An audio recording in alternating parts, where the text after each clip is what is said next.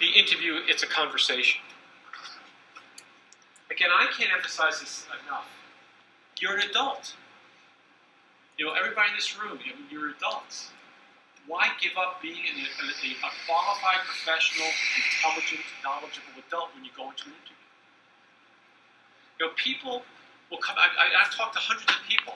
So, in fact, there was just a guy who went for an interview, and they said to him he was going a little bit of a job change. He was going to I don't know where he was coming from. He was going to education, you know, into a school, and they said to him, "Do you know HRIS or HSMN or whatever it was?" And he didn't know what it was. So it was an acronym, and he didn't know what it was. And he just kind of lost. I mean, he didn't lose it, but I mean, the anxiety level goes way up, thinking goes down. I mean, all that stuff happens when you get anxious. I said, "Well, did you ask him what it was?" No. Why not?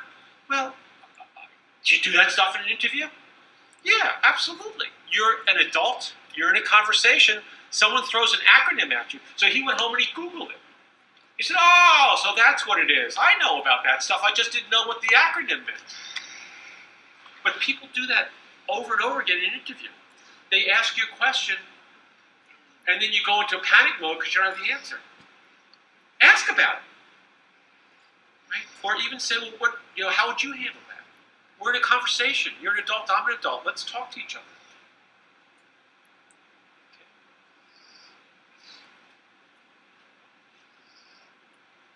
It's all about them. One of the basics is when you're in an interview, it's all about them. So you're not talking about yourself and how this job's going to benefit you. It's all about how it's going to benefit them.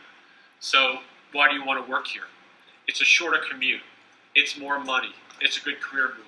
And none of that stuff. You want to work at that company because your background and your skills can contribute to the success of that company. Again, you're a salesperson, right? So if I'm buying a car from you, you're not going to say to me, "Hey, Eric, I really like to you buy this car because my family needs to go on vacation. And if I don't sell this car, which is my 100th car of the month, I'm just not going on vacation, so please buy this car." That's not that's not the sales process, right? The same thing on the job search, same thing in an interview. You're focusing on what is a benefit to them.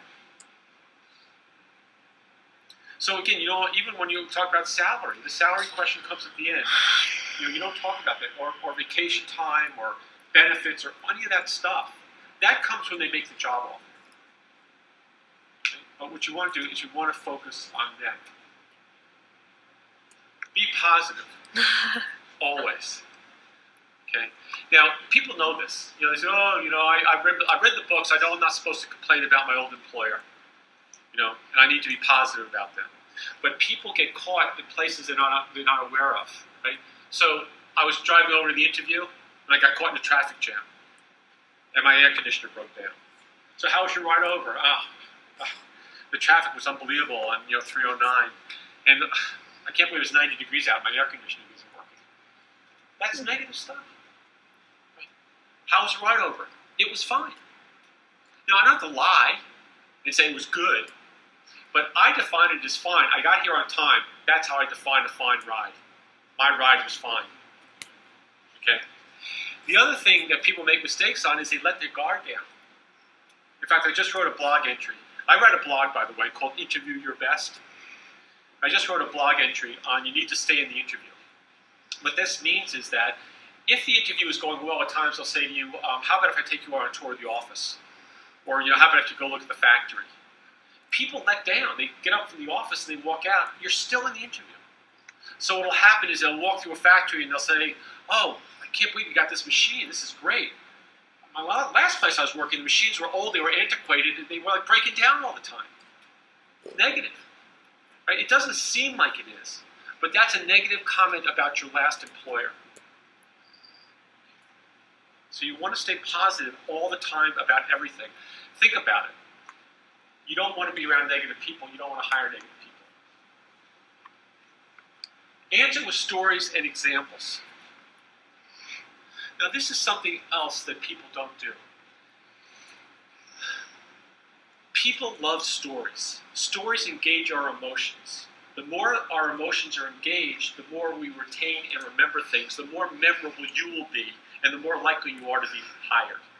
So whenever the opportunity comes, and as much as possible, you want to give examples and tell stories.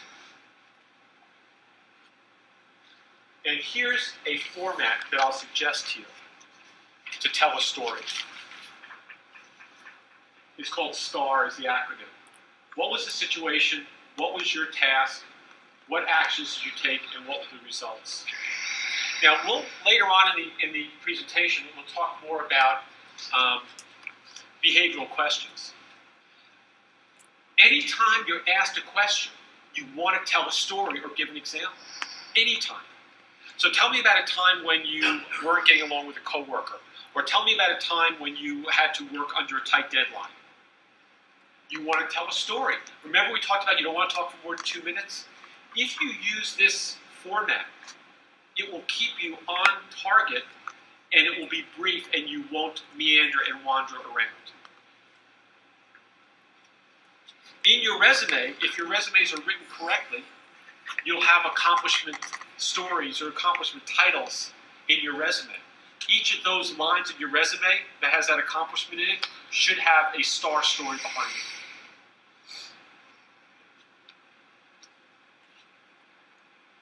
The other thing is that if you tell a couple of these, by the second or third time you tell it, the interviewer's brain is set up to listen to this. It's like telling a joke.